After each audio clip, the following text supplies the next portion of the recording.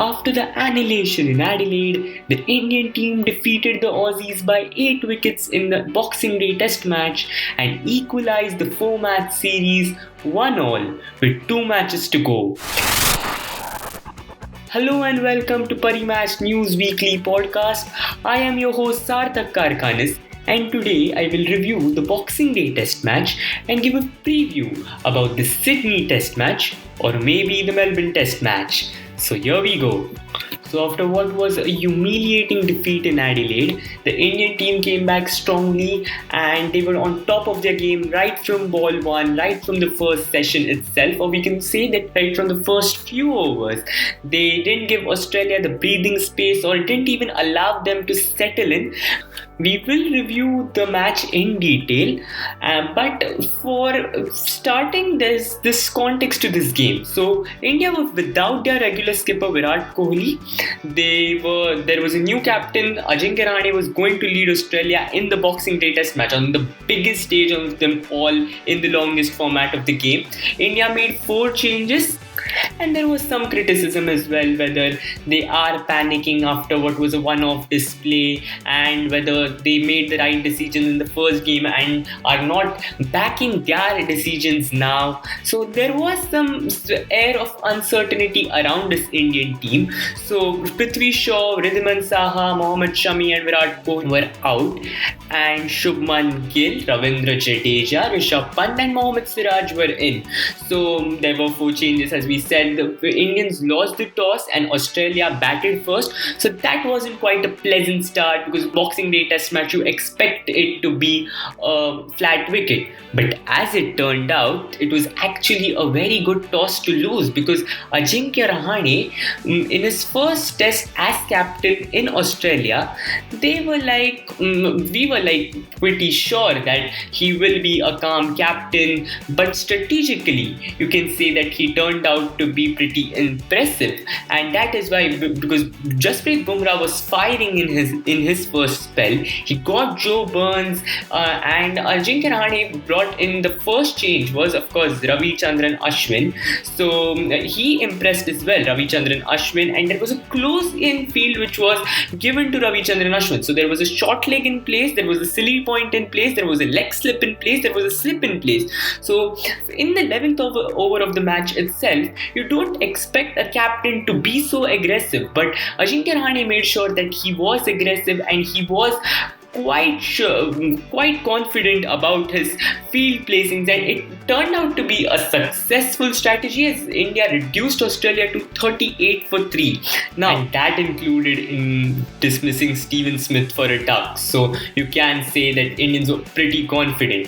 Then, of course, there was a brief fight back from Manas Labuschagne and Travis Head, but they also couldn't last long. But until Tim Paine came to the crease and it looked like India was completely dominating Australia. Now Tim Paine came up to the crease. The skipper was the man of the match in the first game. His knock was the difference in the Adelaide Test.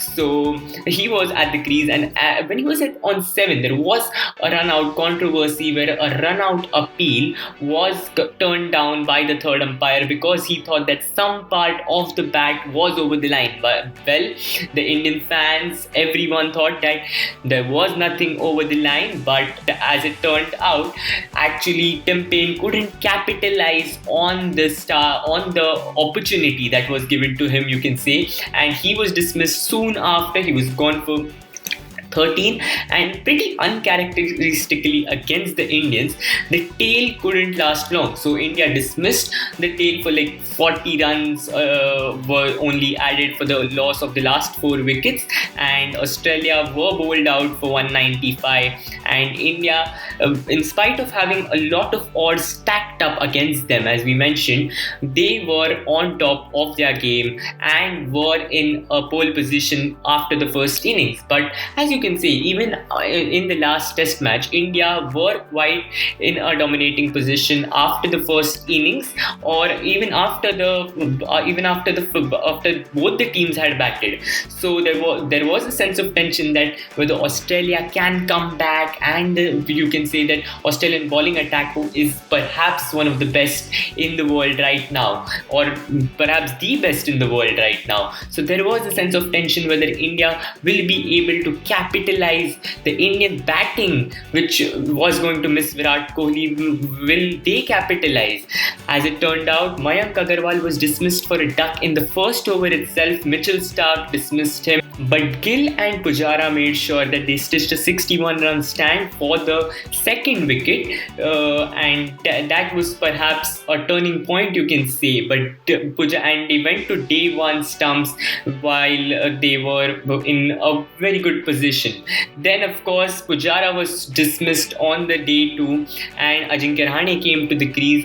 Now, Gill was dismissed soon after for a well-made 45, and for there, of course, when 3 wickets were down, India were quite in a position whether we thought that whether they will collapse, but the skipper Ajinkya Rahane stood firm at the crease, and he stitched half-century stands with Hanuma Vihari and Rishabh Pant. Both the partnerships were quite different in nature, you can say, because with Vihari it was quite a partnership where it was a resilient knock by Vihari, and the partnership itself was they were fighting against the odds, you can say, and of course the scorecard reflects it as well.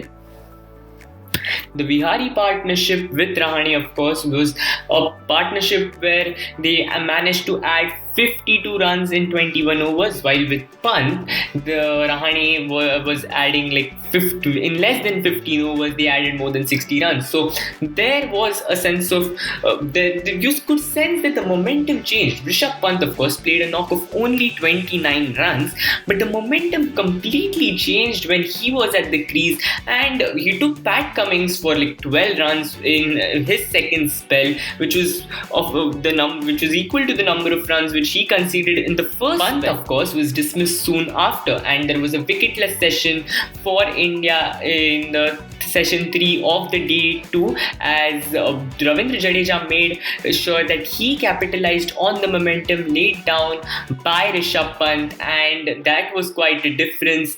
And India at stumps on day 2 were in a very good position. So it looked like it was of course it was a 200-run lead was supposed to be a match-winning lead, and it looked like Australia will be staring at an innings defeat. But as it turned out, on the morning of day 3, Indians couldn't really capitalize on the position they were in, and it was a deja vu from the first test, we can say, because Ajinkya Rahane was run out. The captain, the team is in a very good position, but the captain was run out. Rahane, of course, was gave a, you can say, a poor call and was running at the danger end, and a good throw meant that Rahane was run out, and after that you can say that the Indians couldn't really capitalize, or the tail couldn't last long, and they were bowled out for 326, and the lead was only 131. So now you can say that, well, if Steven Smith or Manas Labuschagne last long for like score a century or so, and if Australia somehow get to 300, then maybe a 170-run lead can be a very, very good lead for Australia, and a target can be very tricky. Anything over 150 was going to be tricky. But again, a credit to Rahane and the bowlers. There was an impressive display. They just stick to their plans. Jasprit Bumrah, Ravichandran Ashwin, and in spite of losing someone like Umesh Yadav, who looked in very good touch in the second innings compared to the first innings, but he was injured and he was limping off the ground. So that meant that India was just with 4 bowlers and with only 2 pacers. But along with Jasprit Bumrah, Ravichandran Ashwin and Ravindra Jadeja, Mohammad Siraj stepped up to the occasion and said, you know what, I am a good player. And you can say that He averages 23 in the first class matches before his debut, 152 wickets in 38 first class games. Those were quite impressive numbers. He had been on those A tours, he had played for India, A, rest of India, and all those sides. So he had got a lot of first class experience, and that's what mattered, because it wasn't like he was any, of course, in the first spell, he wasn't quite looking good with his lines and was inconsistent, but then he stick to his plans, bowled rightly, and 3 wickets for him. He was the pick of the bowlers in the second innings. And of course, India at 99 for 6, it looked like with Australia they needed 32 runs more to avoid an innings defeat, and it looked pretty realistic that India might just win this by an innings. But Cameron Green and Pat Cummins made sure that Australia were going to bowl for one more time, and India was going to chase. So they, of course, at the start of day 4, there were a lot of possibilities. There was a lead of a couple of runs for the Aussies, and it looked like whether there is a miracle in store. But Jasprit Bumrah, Mohammad Siraj, and of course the entire bowling attack just stood up to the occasion and lived up to the billing. There was a total set for only 70. India had an early scare. Mayank Agarwal was dismissed for just 5 runs. Cheteshwar Pujara was dismissed soon after. But then, of course, Ajinkya Rahane again came to the crease, counter-attacked the Aussie bowlers, and that was quite a very good sight to watch, because that was the winning moment for India, where as Ajinkya Rahane pulled it through towards square leg and he took a single. India equalized the series, and it is one of the historic wins for India. Of course, if you look by statistics, it is the first time since 1986 that a visiting side had won 2 consecutive Boxing Day Test matches. So England achieved it in 1982 and 1986, and India, having won the 2018 Boxing Day Test match, had achieved this, and it was quite unexpected. As we said, the odds were stacked against them, and there was a sense of uncertainty around India.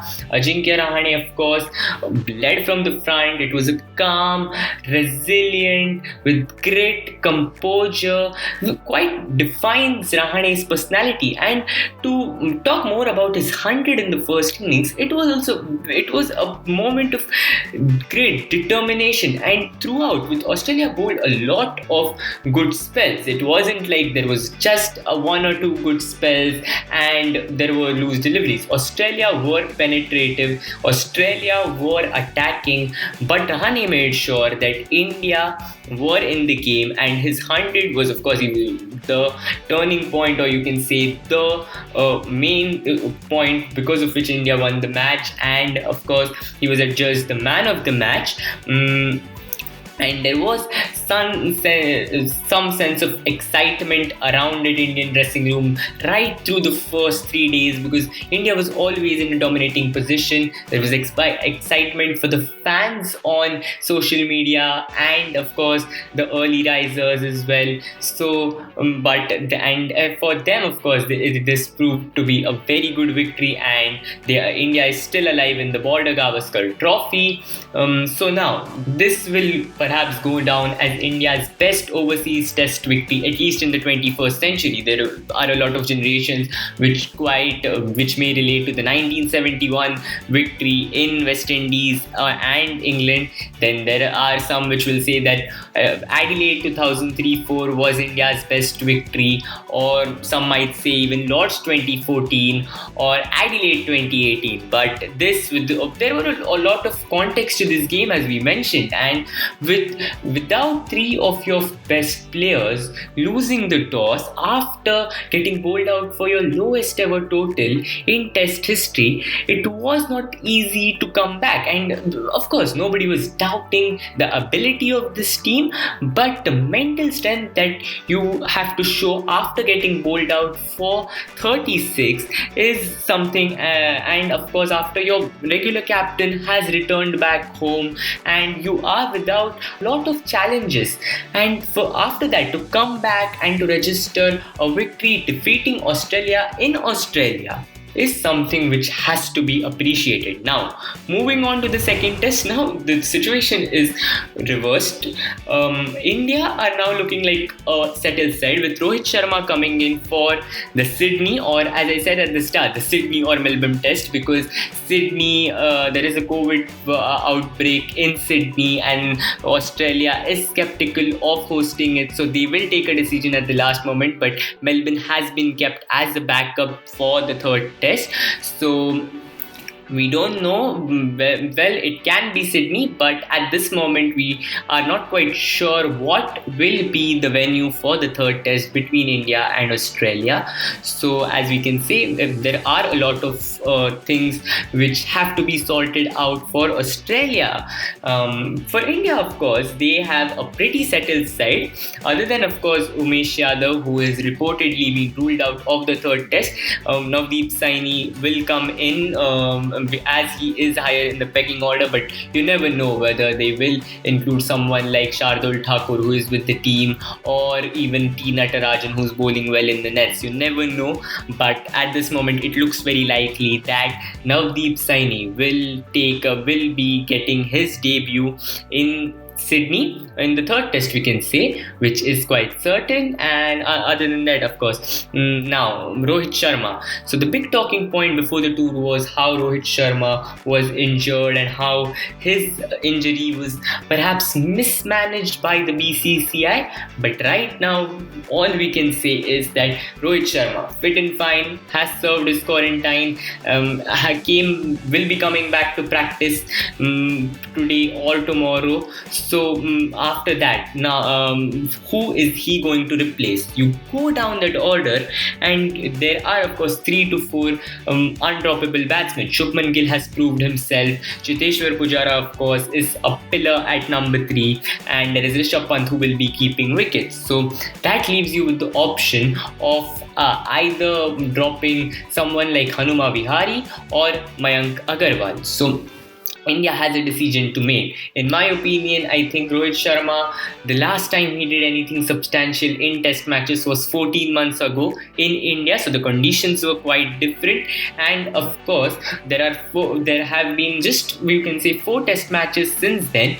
But you can also argue that he is perhaps one of India's best openers and one of India's best players, irrespective of the format. But Mayank Agarwal, in spite of the poor showing in these 2 test matches, deserves a longer run. He has averaged over 50 since his debut. He has been really, really good. But you never know what the management might do to just get Rohit Sharma in the 11. Hanuma Vihari can also face the axe, because Hanuma Vihari, there was an advantage for him, was that he used to bowl, he can roll his arm over. But given that India are going to play 5 bowlers with Ravindra Jadeja, Ravichandran Ashwin, Navdeep Saini, Mohammad Siraj and Jasprit Bumrah, I don't think so that they would be looking at Hanuma Vihari as a bowling option anymore. So that is of course one interesting thing to see at this point of time. So India is of course quite a settled side, and with of course the changes worked very well for them. Rishabh Pant scored, as we said, momentum. He shifted the momentum in India's favour with his 29 run knock. There was of course Shubman Gill, who scored a 45 and a 35. This might not be the best outing if you look at the scorecard, but those of whom watch the game will tell you that Shubman Gill was firm at the crease, gave a sense that he belonged at the biggest stage. So Shubman Gill was impressive. So was Mohammad Siraj and Ravindra Jadeja. So India, ideally they should go in with the same 11, unless there are any injury concerns. Of course, there is with Umesh Yadav, so they will be one force change. But let's see what changes they will do to their lineup. Australia now.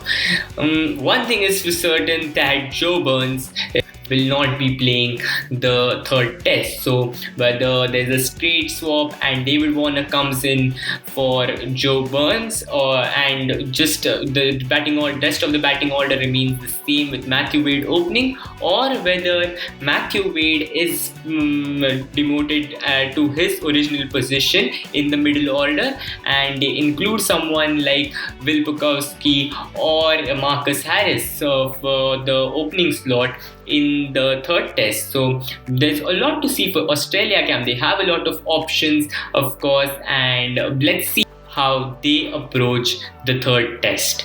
That's it from my side. After this historic win in Melbourne, which will be one to remember, one for the ages, I sign off. Do join us for the next podcast and stay tuned to Parimatch News for your daily sports updates. Thank you and have a nice day ahead.